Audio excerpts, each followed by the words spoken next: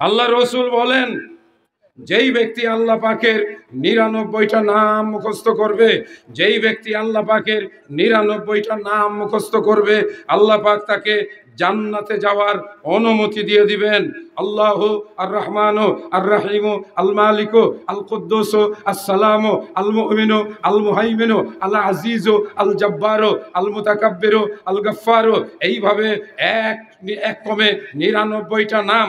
এই যুবকেরা, ছাত্ররা, বিভিন্ন মাদ্রাসার ছাত্ররা, বিশেষ করে আমি যে মাদ্রাসার সভাপতি, পাইলে ওই মাদ্রাসার ছাত্ররা যারা ১০০টা নাম মুখস্থ করে, আমি তাদেরকে ১০০ টাকা পুরস্কার দান করি। আগামী বছর বেঁচে থাকলে যদি আল্লাহ আমাকে নিয়ে আসেন, আজকের ওয়াজ মাহফিলে এই ছেলেদেরকে আমি একটু জিজ্ঞাসা করতে চাই, বাচ্চা ছেলে যারা আল্লাহর ৯৯ নাম আগামী বছর এই ইজতেমায় শোনাবে এবং আমি তাকে ১০০ টাকা পুরস্কার দিব ইনশাআল্লাহ। আর বাগিনায় যদি আর ২০০ দেয় তাহলে হয়ে যাব ৩০০, আর যদি কোনো দিক থেকে হয় ৫০০। আচ্ছা, এই যুগে যাও ৫০০ই দিব না, আমার আল্লাহ দিবেন পরিপূর্ণ একটা জান্নাত। জোরে বলেন না সুবহানাল্লাহ। সুবহানাল্লাহি ওয়া বিহামদিহি। আপনার জন্য জান্নাতে একটা খেজুর গাছের ব্যবস্থা হয়ে গেল। জোরে বলি সুবহানাল্লাহ।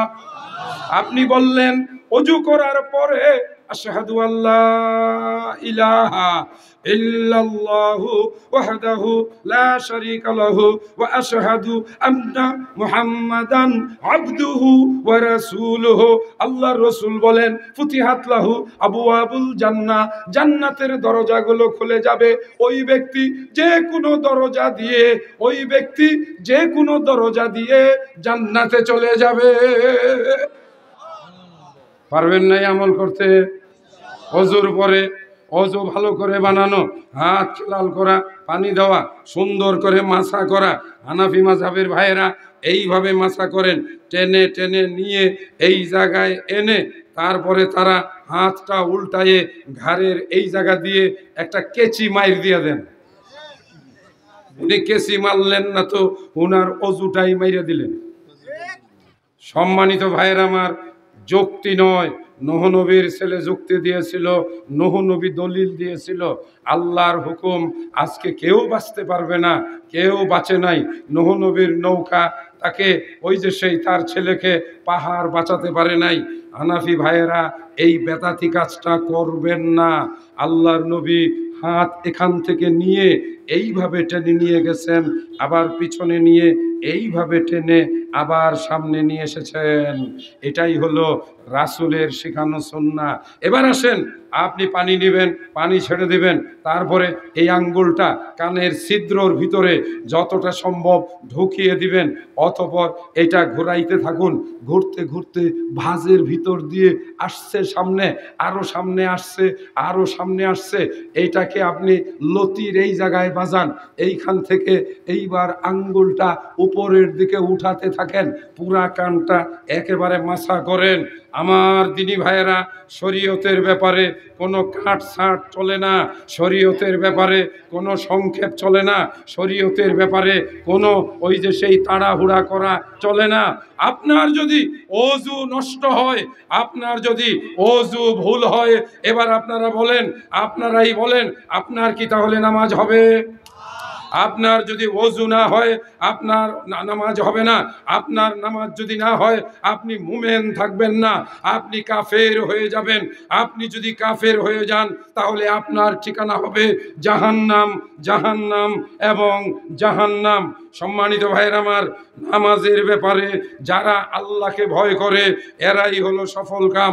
২ নাম্বার, আল্লাহ পাক কোরআন মাজিদে বলেন ওয়াল্লাযীনা হুম আনিল লাগবি মুরিজুন। ময়মনসিংহ, ধানীখোলা, আন্দারিয়াপাড়া, আপনাদের এই রঘুরামপুর তথা আপনাদের এই ফুলপুর, এই মজলিসে আগমনকারী আমার ময়মনসিংহের প্রাণ প্রিয় মুসলিম ভাইদেরকে বলবো, আমাদের মুখটা যদি আমরা কন্ট্রোল করতে পারি, আমরা মুখ দিয়ে মিথ্যা কথা বলি, আমরা মুখ দিয়ে গীবত করি, আমরা মুখ দিয়ে গালি দেই, আমরা মুখ দিয়ে ঠাট্টা মশকরা করতে গিয়ে আমরা গুনার কাজ করি। দাদা নানা এই দুইজন বাবার মতো এদেরকে নিয়ে রসিকতা করা যায় না। হারাম হারাম হারাম। অনেক সময় আমরা দাদা এবং নানার সঙ্গে নাতনি এবং ওই যে সেই তাদেরকে বিভিন্ন রকমের সম্পর্ক বানাই। হারাম হারাম হারাম। বাবার বাবা হলো দাদা, বাবা মায়ের বাবা হলো নানা, এরা মাহরাম। এদের সঙ্গে মশকরা চলে না, এদের সঙ্গে ঠাট্টা করা চলে না। এরা বাবার মর্যাদা, এরা আমাদের বড় বাবা, এরা আমাদের বড় আব্বা। এটা আমরা মনে রাখবো। ময়মনসিংহ এলাকায় নানা নাতি, নানা নাতনি, দাদা নাতনি এদেরকে নিয়ে অনেক হাসাহাসির গল্প আছে। আমি আপনাদেরকে সতর্ক হওয়ার জন্য বলে গেলাম। সম্মানিত দিনী ভাইরা, আপনার জবান দিয়ে আপনি যদি ঠাট্টা মশকরা করেও মিথ্যা কথা বলেন, মিথ্যা মানুষকে পাপের দিকে নিয়ে যায়, পাপ মানুষকে অশ্লীলতার পথে ধাবিত করে, আর পাপ এবং অশ্লীলতা মানুষকে জাহান্নামের আগুনে নিয়ে যায়। আল্লাহ রসুল বলেন, তুমি যদি তোমার দুই ঠোঁটের জামিনদার হতে পারো, তুমি যদি তোমার দুই পায়ের জামিনদার হতে পারো, আমিও তোমাকে জান্নাতে নিয়ে যাওয়ার জামিনদার হয়ে যাব। আরেকটা জান্নাতে যাওয়ার উপায়, আপনি শুধু আপনার মুখটাকে বন্ধ রাখবেন। পারবো? আজ থেকে মিথ্যা কথা বলবো না, সত্য কথা বলো বন্ধু, সত্য কথা বলো বন্ধু, সৎ পথে চলো, পাপ পরিহার করো, তাইলে হবে তোমার ভালো।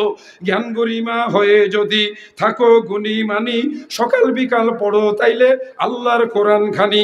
আল্লাহ তোমায় দেখেন সদা, ইহা মনে করে ইবাদত করবে তাহার নবীর তরিক ধরে। পঞ্চবারে আল্লাহর ঘরে যেয়ে নামাজ পড়ো, সাবধান জীবনে নামাজ কাজা নাহি করো। দিন দুঃখীরা আসলে দ্বারে মিষ্টি কথা কইও, কটু বাক্যে তাদের মনে কষ্ট নাহি দিও। যুবকেরা, এই কয়েকটি কথা আপনাদের জন্য উপদেশ। আমি একেবারে আঙ্গুলে গুনে মাত্র 2-3 মিনিটের মধ্যে যে ওয়াদা করেছিলাম 25টি নেক আমলের কথা খুব দ্রুত 2-3 মিনিটের মধ্যে বলে আমার আলোচনাটি শেষ করব ইনশাআল্লাহ। এই 25টি নেক আমলের ভিতরে একটি আছে, যে ব্যক্তি মান ক্বালা লা ইলাহা ইল্লাল্লাহ মুখলিসান লিকলবিহি, মন্তরের বিশুদ্ধতা নিয়ে যেই ব্যক্তি লা ইলাহা ইল্লাল্লাহ বলবে, আল্লাহ তাকে ফাদাখালাহুল্লাহুল জান্নাহ। মাঝে মাঝে রাতের বেলায় লা ইলাহা ইল্লাল্লাহ একা একা বলবেন। আল্লাহর রাসূল বলেন, কোন মানুষ যদি দিনে 70 থেকে 100 বার ইস্তেগফার করে, আস্তাগফিরুল্লাহ আস্তাগফিরুল্লাহ আস্তাগফিরুল্লাহ, গফির লাহু মা তাকাদ্দামা মিন যামবিহি, আল্লাহ পাক তার জীবনের সব গুনাহ ক্ষমা করে দিবেন। অতএব লোকটা জান্নাতবাসী হয়ে যাবে।